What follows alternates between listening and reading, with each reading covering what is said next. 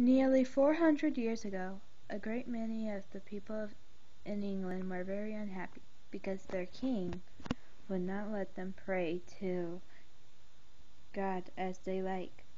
The king said they must use the same prayers that he did, and if they would not do this, they were often thrown into prison or perhaps driven away from home.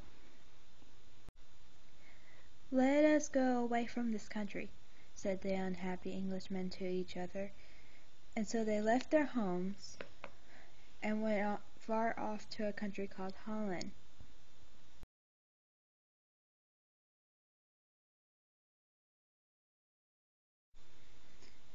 It was about this time they called themselves pilgrims. Pilgrims, you know, are people who are always traveling to find something they love or to find a land where they can be happier. And these English men and women were journeying, and they said, "From place to place toward heaven, their dearest country, our dearest country."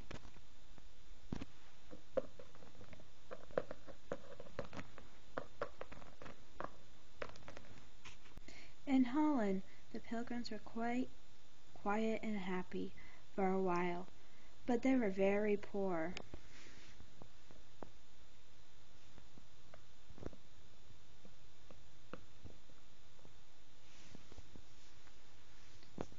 When their children began to grow up, they were not like other English children, but talked Dutch, like the ones of Holland. And some grew naughty and did not want to go to church anymore.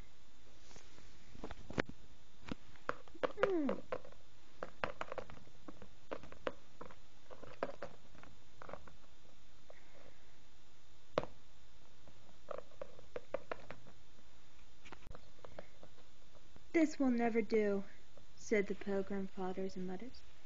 So after much talking and thinking,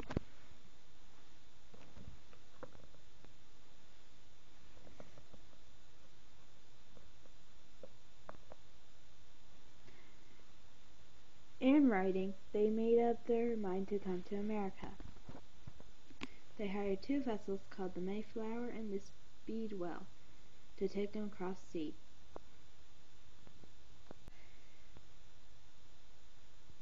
But the Speedwell was not a strong ship, and the captain had to take her home before she had gone very far. There were 100 people on board the Mayflower, mothers and fathers, brothers and sisters, and little children. They were very crowded, and it was very cold and uncomfortable, and the sea was rough and pitched the Mayflower about, and they were 2 months sailing over the water. The children cried many times on the journey, and wished they had never come on this tiresome ship that rocked them so hard and would not let them keep still a minute.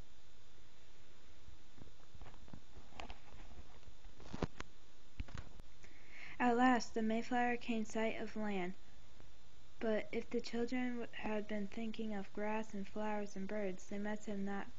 They had been very much disappointed, for the month was cold November, and there was nothing to see seen but rocks and sand and hard bare ground.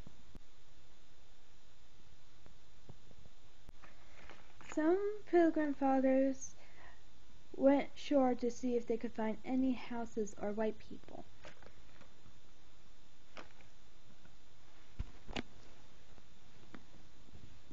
But they only saw Indians who ran away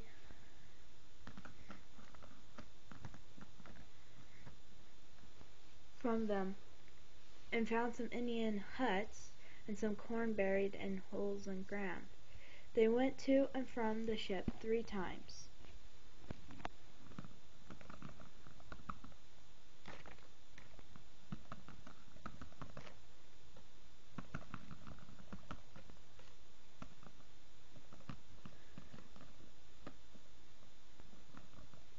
Till and by they found a pretty place to live, where there were fields and little running brooks. Then at last all the tired pilgrims landed from the ship on a spot now called Plymouth Rock.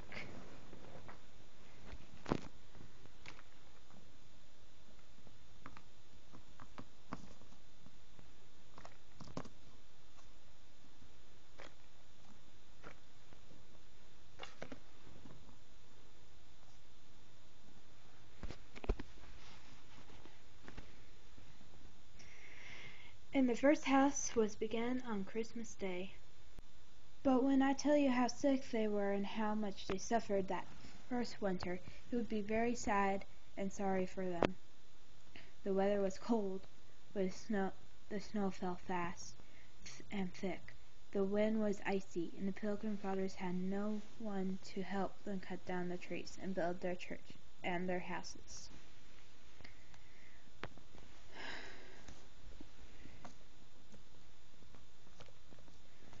The Pilgrim Mothers helped all they could, but they were tired with the long journey and cold and hungry too, for no one had the right kind of food to eat, nor even enough of it.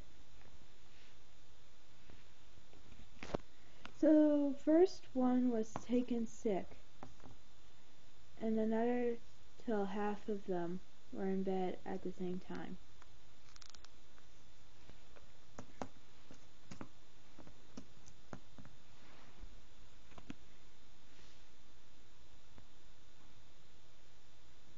Some of the Pilgrims nursed them as well, if they knew how. But before spring came, half of the people died and had gone last to heaven in their dearest country.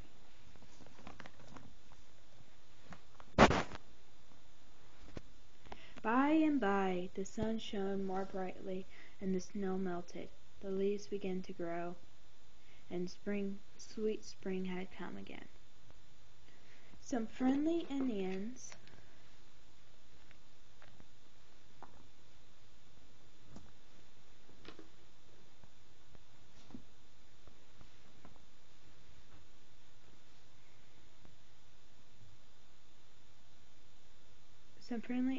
had visited the Pilgrims during winter, with several of his men had to return to visit.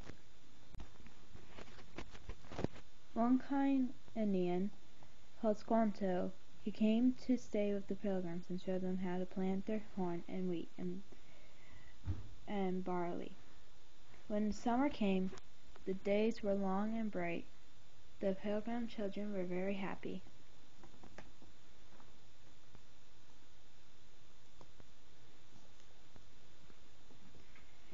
And they thought Plymouth a lovely place indeed. All kinds of beautiful wild flowers grew at their doors, and there are hundreds of birds and butterflies.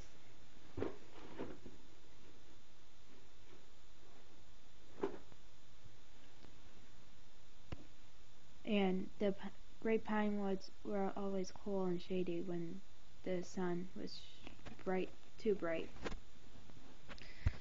When it was autumn, the fathers gathered the barley and wheat and corns that they had planted, and found they had grown so well that they would have enough for the long winter that was coming. "Let us thank God for it all," he said. "It is He who has made the sunshine and the rain fall and the corn grow." So they thanked God in their homes and their little churches. The father and mothers and children thanked Him. "Then," said the Pilgrim Mothers, "let us have a great Thanksgiving party, and invite the friendly Indians, and all rejoice together." So they had the first Thanksgiving party, and a grand one it was. 4 men went out to shoot one whole day, and brought back so many wild ducks and geese and great wild turkeys that there's enough for almost a week. There were deer meat also, of course, and there was plenty of fine deer in the forest. Then the Pilgrim Mothers made corn and wheat into bread and cakes, and they had fish and clams from the sea beside. The friendly Indians came with their chief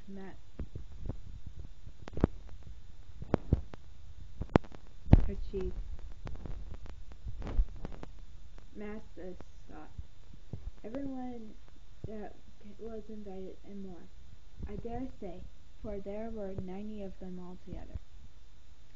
They brought 5 deer with them, and they gave to programs, and they must have liked the party very much, for they stayed 3 days.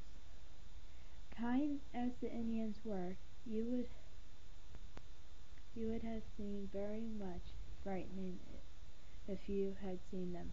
And the baby Oceanus, who was a year old then, began to cry, at first whenever they came near to him.